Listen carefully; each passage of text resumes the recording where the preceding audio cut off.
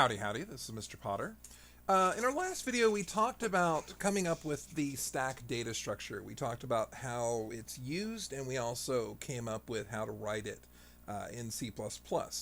And as I mentioned in our previous video, we're going to start doing some applications. And the first application I want to do is the idea of a stack calculator. So, back in 1972, the Hewlett-Packard HP35 calculator came out. It was one of the first fully functional scientific calculators that were available commercially, and it calculated using stacks. The idea is that the numbers were put on a stack, so you would have 3, 7, 2, 9, or whatever numbers you had on the stack.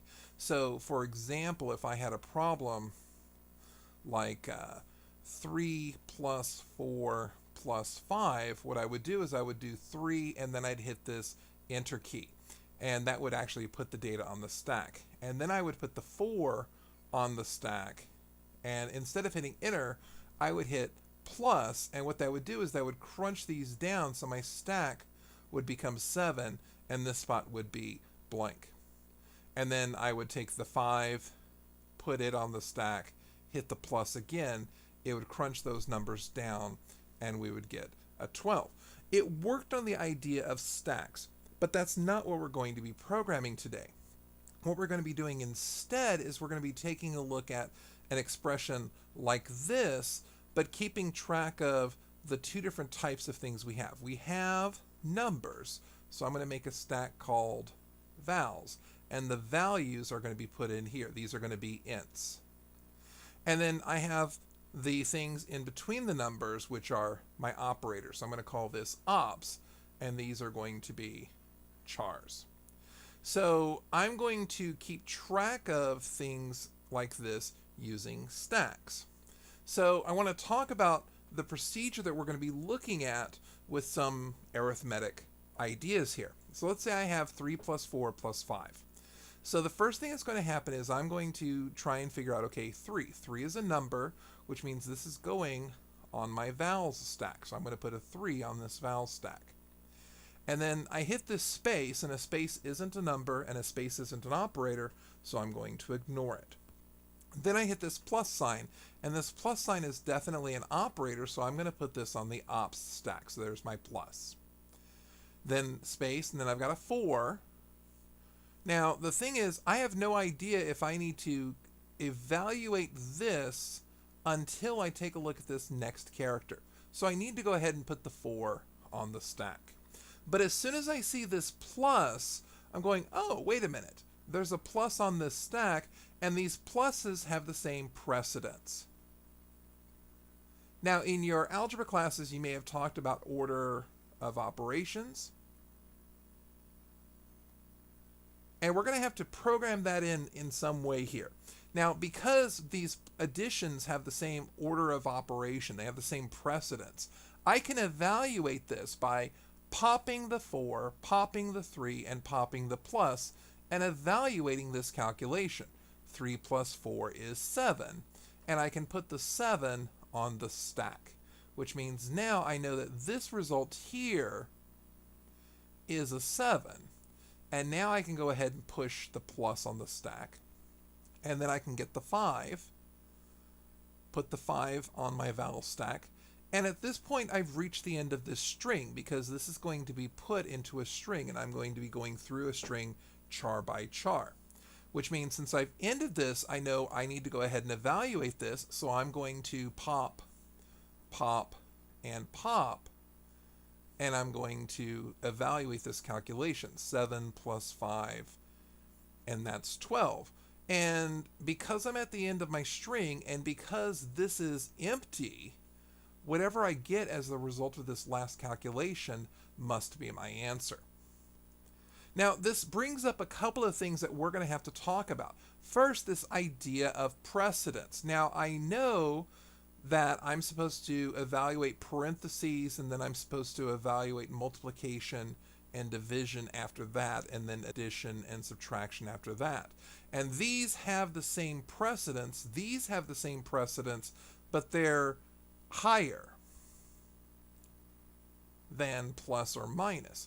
And parentheses are higher than, times, or division. So what I need to do is come up with some idea of calculating precedence. And I'm going to have to use that to determine if I'm going to pop or if I'm going to do something else. Like, for example, here I've got 3 times 4 plus 5. So now if I take a look at this going in order, here's my first vowels. It's a 3. My first operator is an asterisk. Then I've got my 4. And then I've got this plus. Now the thing is, multiplication has a higher precedence, so I definitely need to evaluate this before I push the plus on the stack. So I'm going to pop, pop, and pop. I'm going to evaluate 3 times 4. By the way, notice that the second number popped has to be the first number in my calculation. And it's not that important for addition and subtraction, but it's very important for subtraction or division. So I'm going to need to take care of that. Make sure I do that calculation. That comes out to 12. So I'm going to push a 12 onto vowels. And now I've evaluated this. This is 12, so now I'm ready to take care of that plus. I push the plus on, move to the next spot, 5. I push a 5 onto the stack, and then I've hit the end of my string. So now I'm ready to evaluate this, so pop, pop, pop. And I end up with 12 plus 5, which gives me 17. Now, notice in this case, I had multiplication first, which had a higher precedence than addition. If I had something a little bit different like this, we can see something different's going to happen. I should get a different result. I should get 20 plus 3. I should get 23. But on my vowels, I'm going to push the 3. On my operators, I'm going to push the plus. I'm going to push the 4. Now I'm here, and now I'm checking the precedence between multiplication and addition. Multiplication has higher precedence. So I actually want to put this on the stack. Notice that my op stack now has 2 elements in it. And of course, when I'm looking at this, the only thing I'm going to see is the top of that stack, which means the only thing I'm going to see is the multiplication. I hit the 5 is here, and now I've ended my string. I'm at the end of my string, so now I need to pop. So I'm going to pop 2 numbers off and 1 operator off. And that's going to give me 4 times 5. Of course, the idea is that the 4 was the last thing that I popped, so it should be the first thing in my evaluation. 4 times 5 is 20, and I want to push a 20. Now I'm looking at this, and now I have 2 numbers and an operator, so I want to pop, pop, pop. And I'm going to have 3 plus 20. Again, the last number that I pop is going to be the first number of this expression. And that's where we get the 23. So this is how it's going to work, but let's talk about what we need to do in here. What we need to know is, first, I need to be able to build a number. Now, it was fine when I was dealing with single values, but if I had a number like 369 plus 121, and I wanted to evaluate this string, if I'm doing it char by char, the first thing I'm going to see is a 3, and I'll just go, oh, my value is 3. I don't necessarily want to push it onto the stack until I look at the next character. Oh, that's a 6. Well, how do I make a 3 into a 36? Because that's what I've seen so far. And the idea is that I'm going to have to multiply by 10 and then add that next character, and that's going to give me a 36. And when I read this 9, then I'm like, oh, wait, I've got to do times 10 and add 9, and that's going to give me the 369. It's not until I either hit the space or hit the plus that I know, hey, this value is done. I really have a 369, and I can push 369 on the stack. So I'm going to need some way to build a number. In other words, I'm definitely going to have to see if something is a digit or if something is an operator. So I'm going to have to write these 2 methods, and these are both going to be bool types. I'm going to need to take care of this precedence. So I'm going to need to know, which one has the lowest precedence, what has higher precedence. And remember that parentheses are definitely going to have highest precedence. And I'm going to need to take care of these operations. And the idea with operation is that I'm going to have 3 parameters, 2 of them being ints, because we're going to be dealing exclusively with imps in this example, and one of them being a char, and then this result is going to have to give me an int out of it. So we're actually going to start today's lesson by taking a look at these methods. So we're going to go to our coding interface. Last time we were here, we were dealing with the array stack with our .h and our .cpp. And what we're going to do is we're going to create a new file, and we're going to call this calculator.cpp. Okay, so I'm going to get started the way we expect to get started. So I'm going to include IOStream, because we're going to be outputting stuff to the screen. Obviously, the answer has to get there.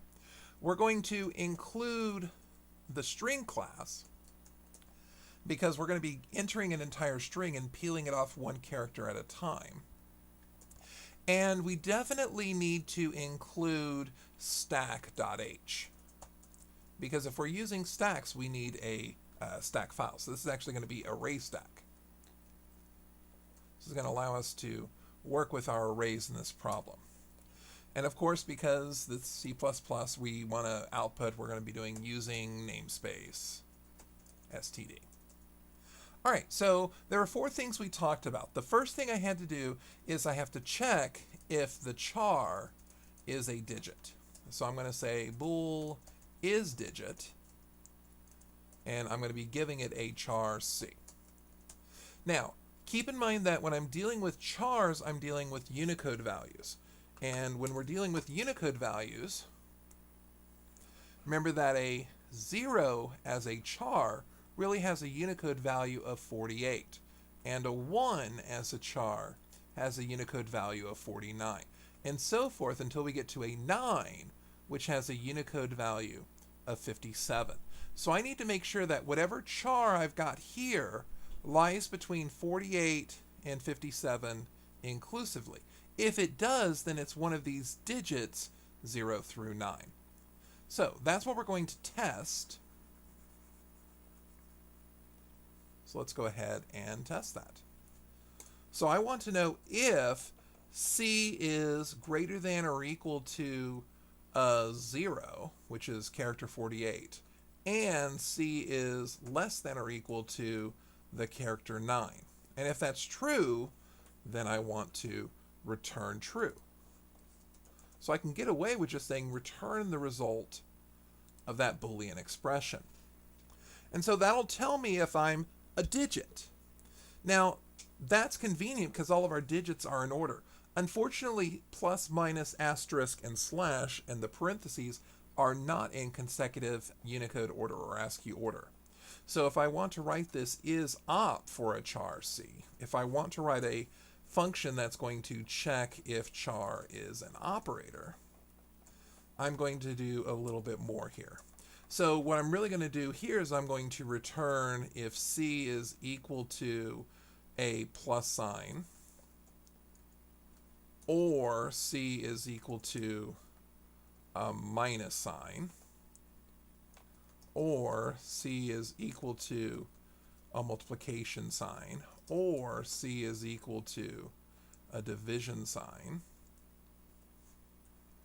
or c is equal to, I forgot that equals here. If c is equal to an open parentheses, or c is equal to a closed parentheses.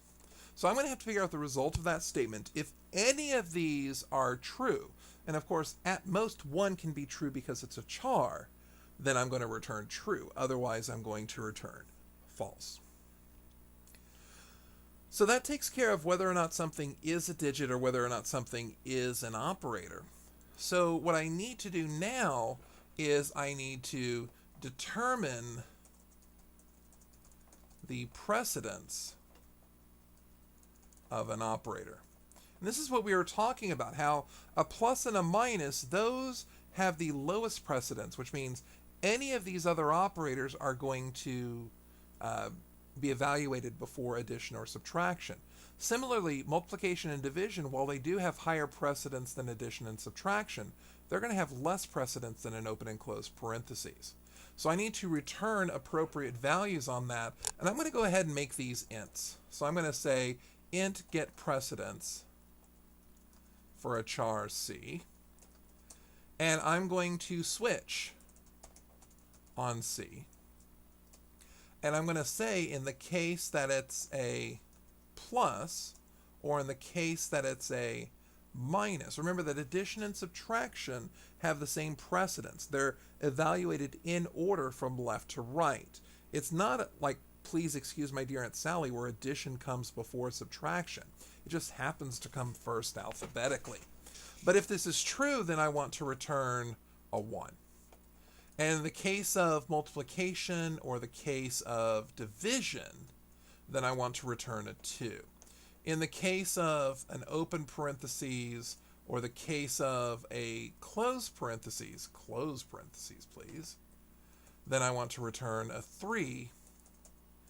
And if I somehow make it past this, I'm going to go ahead and return a -1. And so the idea is that I'm going to figure out what the precedence is, but I'm going to make sure that its value is either greater than or less than the value of an object that has more precedence or less precedence than it. So there's my get precedence. The last thing I want to do in today's video is I want to talk about this idea of operating on two values. So remember that when I operate on values, I'm going to have the first val, I'm going to have the second val, and I'm going to have some char operator. Let me just call it op. And then I'm going to get an integer out of it. So we are going to evaluate an arithmetic expression.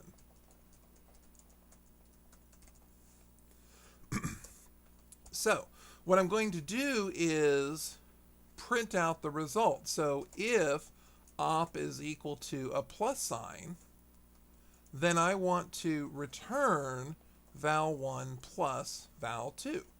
In other words, if I have an addition sign, I want to add the two numbers together.